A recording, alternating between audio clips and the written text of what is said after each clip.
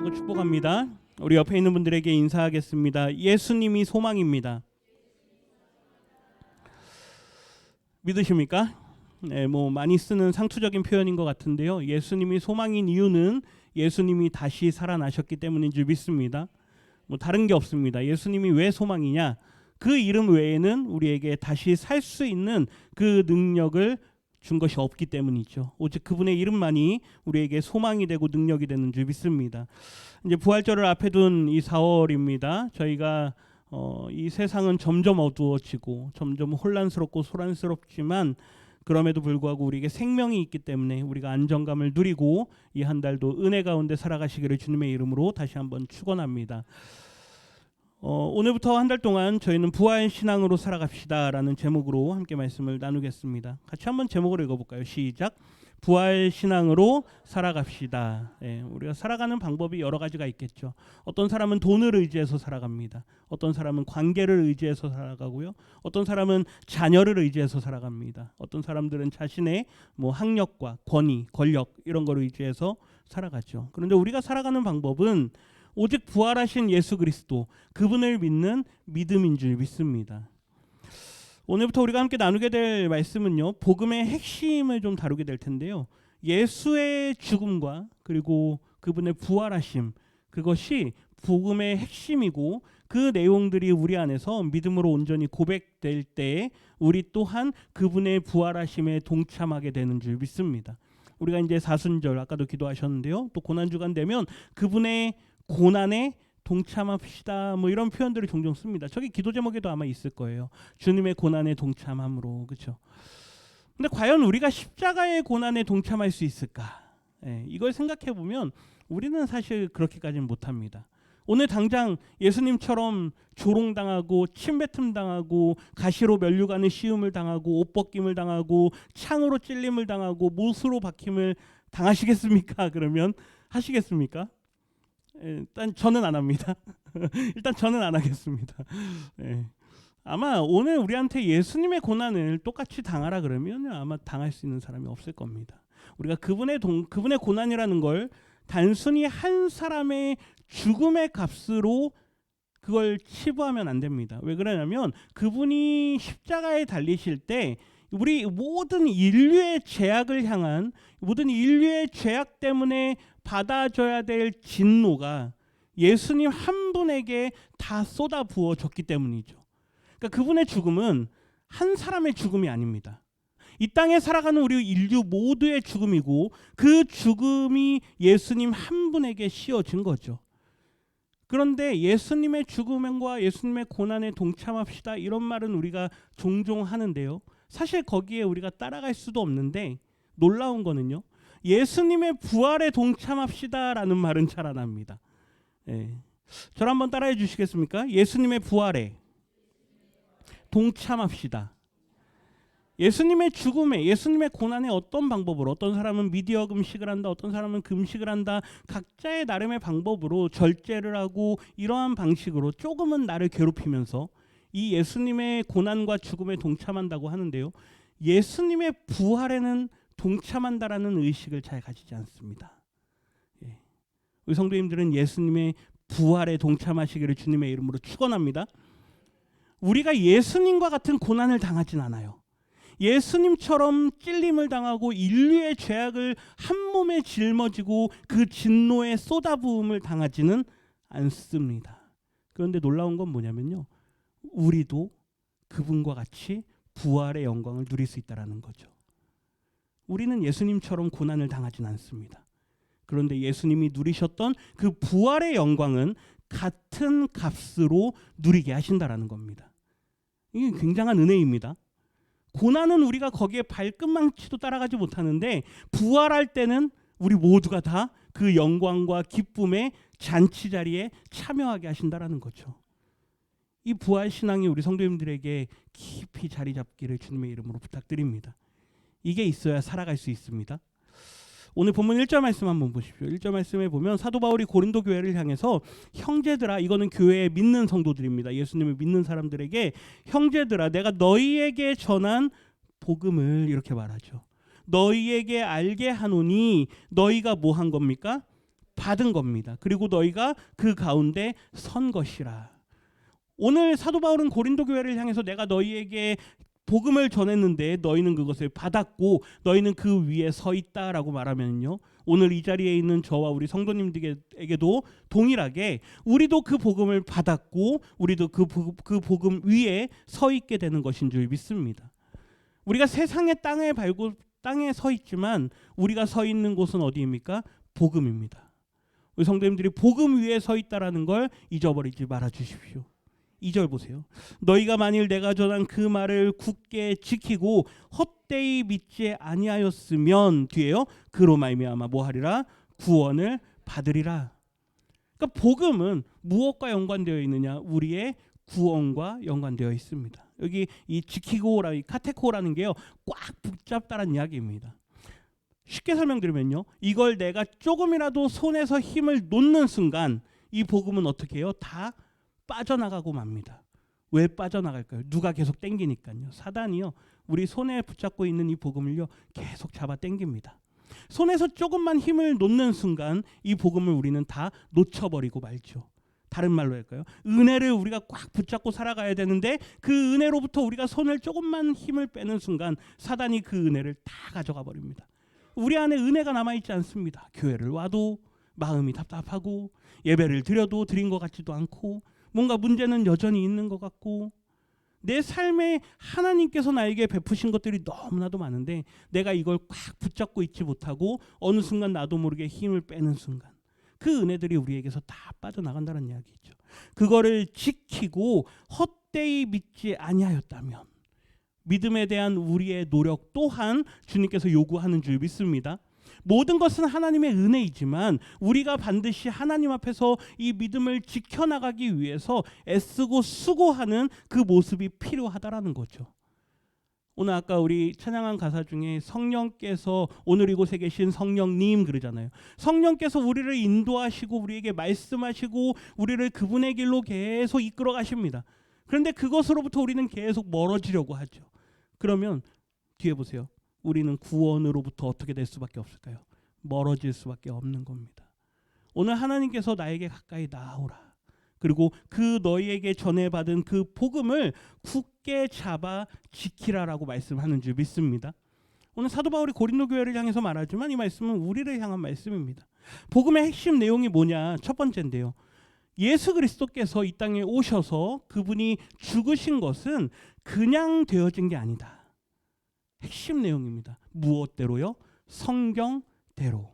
바울 당시의 성경은 구약 성경입니다. 구약 성경에 예언되었던 대로 그분께서 오셔서 그분께서 기록된 대로 죽으셨다. 오늘 본문 3절 한번 보세요. 같이 읽겠습니다. 내가 받은 것을 먼저 너희에게 전하였노니 이는 성경대로 그리스도께서 우리 죄를 위하여 죽으시고. 아멘. 내가 받은 게 뭐냐? 나도 받았다. 그렇죠? 나도 예수 그리스도께로부터 직접 받았는데 내가 받은 그게 뭐냐? 성경대로, 기록된 대로 그분께서 우리 죄를 위하여 죽으셨다. 그러면 이제 제가 성경 퀴즈를 한번 해보겠습니다. 구약 성경입니다. 본문은 구약 성경에서 예수님께서 오셔서 우리 죄를 위하여서 죽으실 거다라고 기록된 본문이 어디일까요? 네, 뭐 대단하십니다. 이사야서 나왔습니다. 네, 또 있습니까? 창세기요? 누가 창세기 그랬습니다. 네, 창세기 대단하십니다. 저 원고를 혹시 읽으셨습니까? 성경에는요, 예수라는 이름이 등장하진 않습니다. 물론 여호수아, 이게 이제 예수님의 이제 같은 이름입니다. 그 다음에 호세아, 이런 게 이제 예수님의 이름과 같은데 정확하게 우리에게 저 나사렛에서 갈릴리에서 예수라는 사람이 태어나고 그가 30년을 살다가 그가 십자가에 달려 죽을 거다, 이런 말씀은 구약 성경에 기록되어 있지 않습니다. 예언의 말씀이, 구약의 말씀에 예언된 것들이 누구를 딱 지칭해서 명확하게 그 사람 이렇게 이름하지 않고요, 그러한 상황들을 계속해서 보여줍니다. 예표라고 하죠. 예. 창세기 한번 보세요. 아까 창세기 말씀하셨는데요. 창세기 3장 15절. 아담이 범죄한 이후에 하나님께서요, 뱀에게 말씀합니다. 뱀은 누구입니까? 사단이죠. 사단에게 여자의 후손은 너의 무엇을요? 머리를 상하게 할 것이다. 그런데 너는 보세요. 너는 그의 발 뒤꿈치를 상하게 할 것이다. 뱀이 주로 무는 데가 어디입니까? 다리잖아요. 다리, 발. 그쵸? 낮은 곳이니까. 뱀이 할 수 있는 최고의 공격이 뭐냐? 발을 물어서 그로 하여금 죽게 하는 겁니다. 독사니까요. 뱀이 할 수 있는, 사단이 할 수 있는 최고의 공격과 그가 가지고 있는 최고의 능력은 뭐냐? 생명을 빼앗는 일입니다. 그래서 너 사단아, 너의 능력이 그거지. 너는 여인의 후손, 나중에 올 그 사람의 발 뒤꿈치를 물어서 그로부터 생명을 너는 얻을 거다. 그게 너가 할 수 있는 최선이다. 그러나 앞에 보세요. 여자의 후손은 너의 머리를 뭐 할 거다? 상하게 할 거다. 짓밟을 거다. 옛날에 우리 아이들 찬양 중에요. 사탄 사탄 밟아버리세. 이런 찬양이 있어요. 밟아 막 그러거든요. 사탄을 밟는 거예요. 머리를 짓밟는 거죠. 이게 뭡니까? 예수님께서 죽음에서 사단에게 패배한 것 같으나 거기에 머물러 계시지 않으시고 패배 상태로 계시지 않고 거기에서 승리해서 이기시는 거, 부활하시는 거를 말하는 거죠. 이게 예언된 말씀입니다. 구약에 기록된 대로 우리 죄를 위하여서 누구의 범죄함 때문에요? 아담의 범죄함 때문에 아담 이후로 태어난 모든 사람들이 범죄하였습니다. 의인이 없나니 하나도 없다. 그를 위해서 우리 인류를 위해서 여자의 후손으로 오실 거다. 시편 한번 보시겠습니까? 시편 22편에 보면 이건 다윗의 시인데요. 다윗이 너무 괴롭습니다. 그의 인생에 너무 어려움을 많이 당하니까 그가 이렇게 기록합니다. 내 하나님이여 내 하나님이여 어찌 나를 버리셨나이까. 어찌 나를 멀리하여 돕지 아니하시오며 내 신음소리를 듣지 아니하시나이까. 나중에 예수님께서 십자가에 달리시면서 엘리 엘리 라마 사박다니 나의 하나님 어찌하여 나를 버리시나이까. 구약의 다윗이 기록하였지만 이 말씀이 나중에 누가 이 말씀을 그대로 합니까? 예수님께서 하세요. 예언된 거예요. 예표된 거예요. 근데 시편을 보면요. 22편 끝에 가면 다윗이 절망으로 시작했다가 마지막에는 하나님을 온 열방이 찬양할 거다라는 그러한 시로 마무리를 합니다. 무슨 말일까요? 패배한 것 같으나 죽은 것 같으나 결국에는 뭐 한다? 다시 살아난다. 부활한다. 그 영광을 찬양하는 거죠. 아까 누가 이사야서 말씀하셨습니다. 이사야 53장. 예수님 오시기 700년에서 한 600년 전 사이입니다. 우리 고난주간 때 많이 읽는 말씀이죠. 우리 5절과 6절 같이 한번 읽어볼까요? 그가 찔림은 우리의 허물 때문이요 그가 상함은 우리의 죄악 때문이라. 그가 징계를 받음으로 우리는 평화를 누리고 그가 채찍에 맞음으로 우리는 나음을 받았도다. 우리는 다 양 같아서 그릇 행하여 각기 제 길로 갔거늘 여호와께서는 우리 모두의 죄악을 그에게 담당시키셨도다. 아멘. 그분의 찔림은, 그분의 상함은, 그분이 우리를 대신하여서 징계를 받으심으로 우리가 하나님과 평화를 누리게 하셨다. 그가 채찍에 맞음으로 우리가 나음을 받았다. 6절 보세요. 우리 모두의 죄악을 누구에게요? 그분에게 담당시키셨다. 우리의 진노를, 하나님의 진노를 누구에게요? 예수님에게 다 쏟아 부었다는 이야기입니다. 구약에 기록된 대로, 성경 말씀대로. 이는 성경대로 그리스도께서 우리 죄를 위하여 뭐 하셨다? 죽으셨다. 예수님의 죽으심은 그냥 되어진 일이 아니라 이미 벌써 하나님께서 우리를 위하여서 계획하시고 그 계획하신 것을 이루시는 사건인 줄 믿습니다. 이게 복음입니다. 이게 첫 번째 복음이에요. 성경대로 그분께서 죽으셨다. 두 번째 부활의 핵심은요. 복음의 핵심은 성경대로 그분이 뭐 하셨다? 부활하셨다. 아까 우리 창세기에도 말씀하셨지만 우리 오늘 본문 말씀 4절 말씀 보세요. 장사 지낸 바 되셨다가 성경대로 며칠 만에요? 사흘 만에 다시 살아나사. 예수님의 3일 무덤에 계셨던 이 사건은 그냥 있었던 사건이 아니라 이미 벌써 성경에 어떻게 되었다고요? 예언되었다고요. 성경에서 이미 말씀하신 게 그대로 이루어졌다. 시편 말씀에 보면 나중에 베드로가 사도행전 3장에서 그리고 나중에 사도 바울도 사도행전에서 이 말씀을 공히 인용을 합니다. 시편 16편 한번 볼까요? 우리 16편 10절 말씀 같이 읽겠습니다. 이는 주께서 내 영혼을 스올에 버리지 아니하시며 주의 거룩한 자를 멸망시키지 않으실 것임이니이다. 아멘. 하나님께서 우리의 인생에 분명히 어려움도 당하게 하시고 죽음과 같은 그런 상황들을 겪게 하실 건데, 보세요.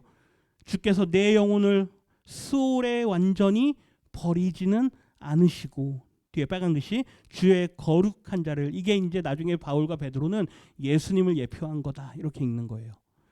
거룩한 자를 어떻게 해요? 멸망시키지 않으실 것임이니이다. 이게 우리 지금 개역 그 앞에 번역되기 전 개역 한글 성경 거기에서는요, 썩지 않게 하실 것임이니이다.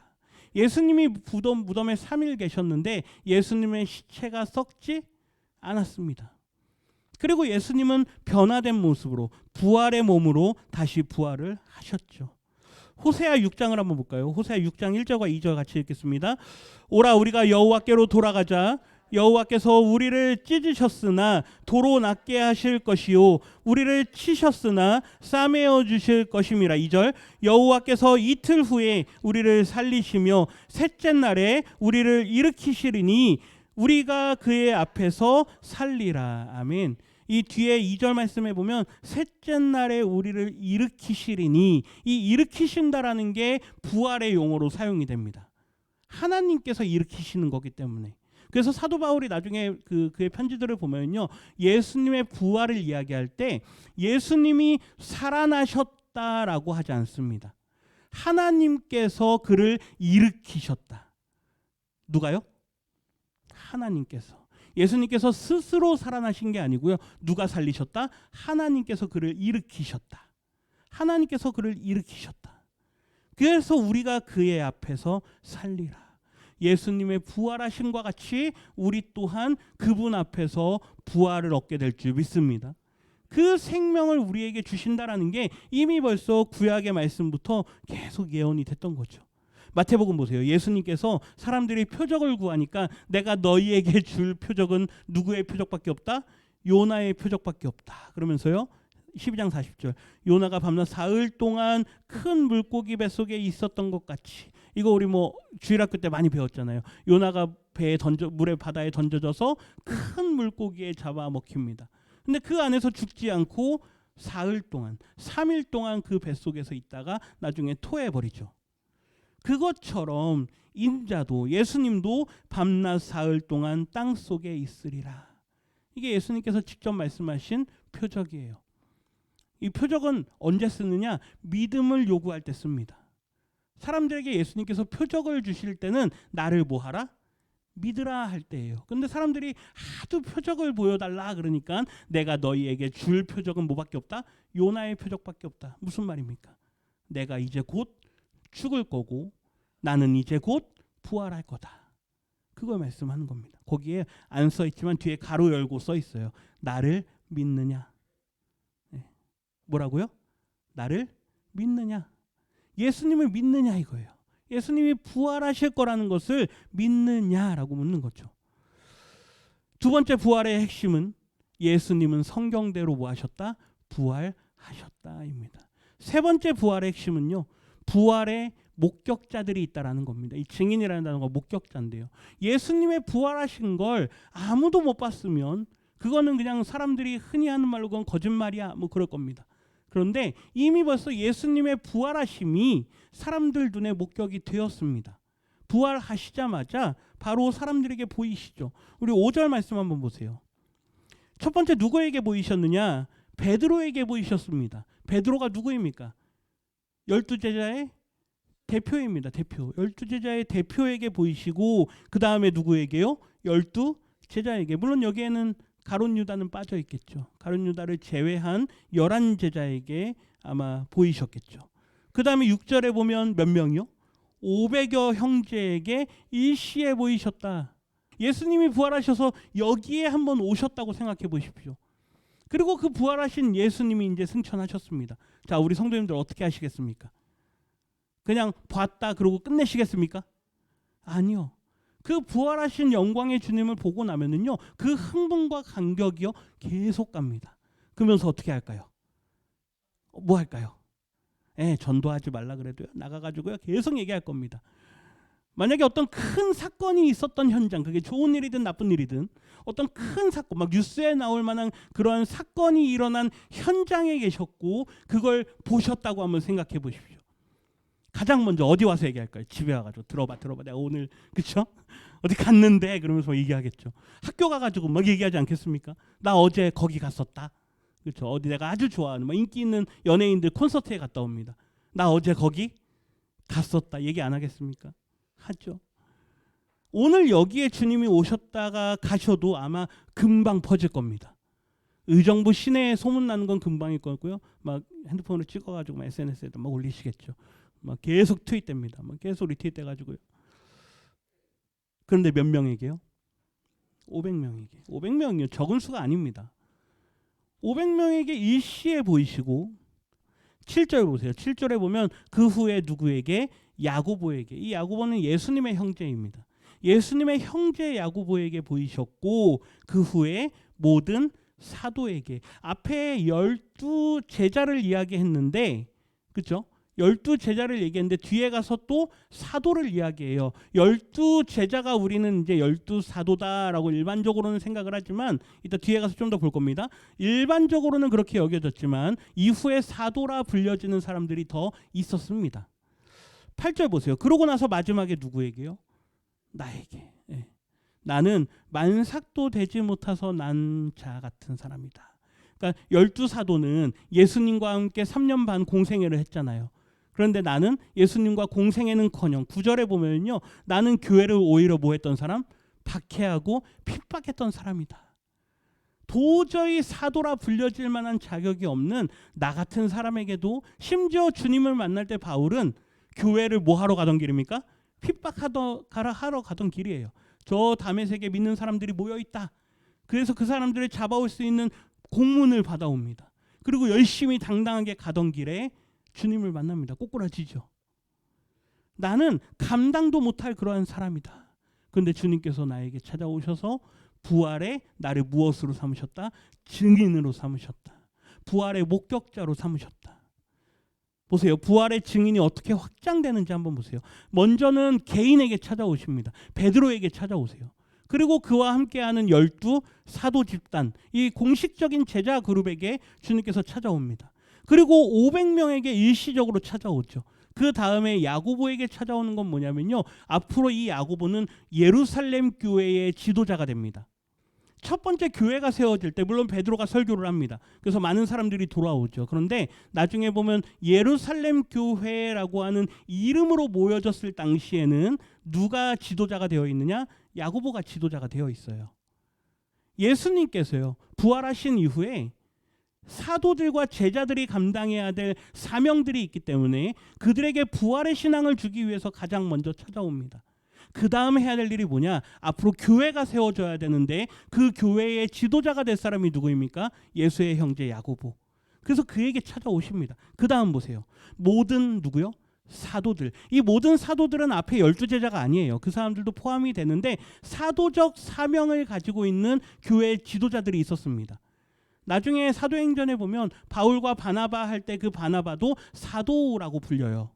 그리고 나중에 바울 서신을 보면 여러 사람들이 또 사도적인 사람들로 일컬어집니다.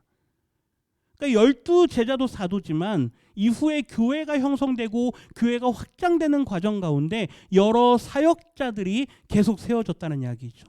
그리고 마지막 누구에게요? 나에게. 계속해서 부활의 증인들을 확장시킵니다.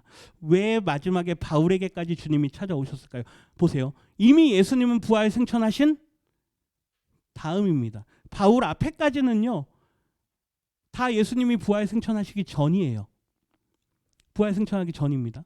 근데 바울만 부활 승천하신 이후에 나중에 찾아오세요. 왜 그랬을까요? 바울을 통해서 이방의 복음이 전파되어져야 되기 때문에.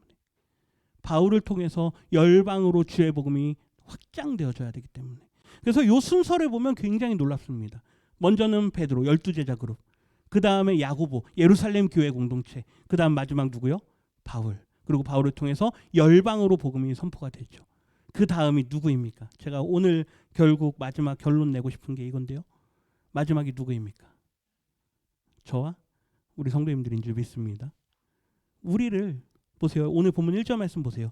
형제들아 내가 너희에게 전한 복음은 너희가 뭐 한 거다? 받은 거다. 너희가 받은 거다. 저와 우리 성도님들도 그 복음을 받은 줄 믿습니다. 부활의 복음을 받은 줄 믿습니다. 그렇다면 나는 이제부터 부활 신앙으로 살아가는 부활의 증인이 되겠습니다라는 그 고백이 우리 안에 일어나야 될 줄 믿습니다. 이 한 달 동안 앞으로 부활주일을 맞이하면서 제가 고난에 대한 말씀을 이번 달에는 준비하지 않았어요. 오히려 부활에 대한 말씀을 계속 준비했거든요. 한번 내가 부활의 증인으로 어떻게 살아가야 되는가? 나를 부활의 증인으로 부르셨는데 그렇다면 나는 부활 신앙으로 어떻게 살아가야 되는가? 이걸 한번 나 자신에게 한번 계속 물어보십시오. 그동안에는 우리가 고난에 어떻게 동참할까? 어떻게 고난에 내가 참여할까? 이번에는 어떻게 내가 금식을 해볼까? 아마 이런 걸 많이 묵상했을 겁니다. 그런데요, 이 한 달 부활주의를 앞에 두고 계속해서 한번 부활에 대해서 묵상해 보십시오. 주님의 부활이 우리의 삶에 실제적으로 나타나는 그 은혜가 있으시기를 주님의 이름으로 축원합니다.